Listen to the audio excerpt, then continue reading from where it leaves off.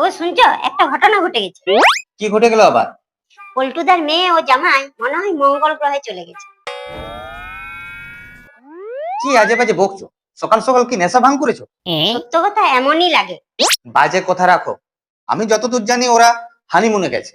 তা বলি হানিমুনটা কোথায়? আমি সঠিক জানি না, তবে হানিমুনে গেছে এটা জানি। আমি কাল থেকে পৃথিবীর ম্যাপ, গুগল গোটাই ঘেটে দেখে নিয়েছি। পৃথিবীতে হানিমুন বলে কোনো জায়গা নেই। अरे कहना क्या चाहते हो? তাই তো আমি তোমায় বলছি ওরা মঙ্গল গ্রহে গেছে। মানে কি বলছো?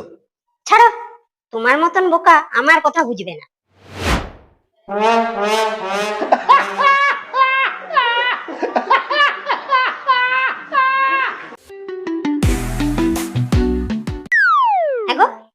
নার্সারি স্কুলের ছেলেগুলোকে কি ওজন করে করে ভর্তি করে? अरे कहना क्या चाहते हो? না না, যার যেমন বয়স সে অনুযায়ী ক্লাসে ভর্তি করা হয়। না না, তুমি জানো না, বাচ্চাগুলোকে ওজন করেই ভর্তি করে। चुप हो जा सातवीं फेल। चुप। ও আচ্ছা আচ্ছা, আমি জানি না। তো ওজন করে কিভাবে ভর্তি করে? তুমি দেখোনি নার্সারি স্কুলের ক্লাসগুলো? কেজি 1, কেজি 2, কেজি 3 লেখা আছে। যে বাচ্চার ওজন 1 কেজি সে কেজি 1 এ পড়ে, আর যে বাচ্চার ওজন 2 কেজি সে কেজি 2 এ পড়ে, আবার যে বাচ্চার ওজন 3 কেজি সে কেজি 3 তে পড়ে।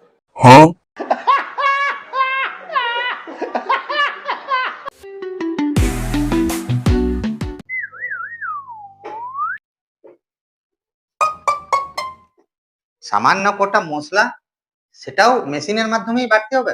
কেন শিলনোড়া দিয়ে বাটতে পারো না? এত মেশিনের উপর নির্ভরশীল কেন?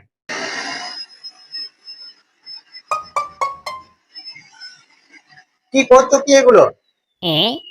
সামান্য একটু ঝাঁটা দেওয়া, সেটাও তুমি মেশিনের মাধ্যমে করবে? কেন একটু ঝাঁটা দিতে পারো না? নিজের কাজ তো নিজে করো, সবকিছু মেশিনকে দিয়ে করাচ্ছ কেন? মেশিনের উপর তো নির্ভরশীল হয়ে যাচ্ছ। A few moments later. মশা লাগছে গো, মশা মারাটা একটু চালিয়ে দিয়ে চলে এসো।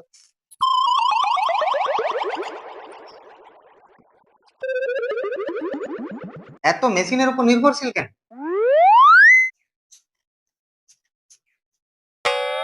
লড়ো না, লড়ো না। এটা কি হলো? মশা বসেছিল একটা। তো তার জন্য তো আমি মশা মারাটা চালাতে বললাম। না, তুমি সবকিছুতে মেশিনের উপর নির্ভর করতে মানা করেছিলে না, তো তার জন্য।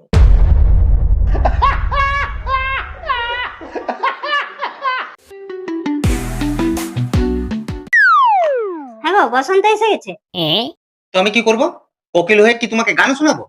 বসন্ত এসে গেছে, যত সব ঢং।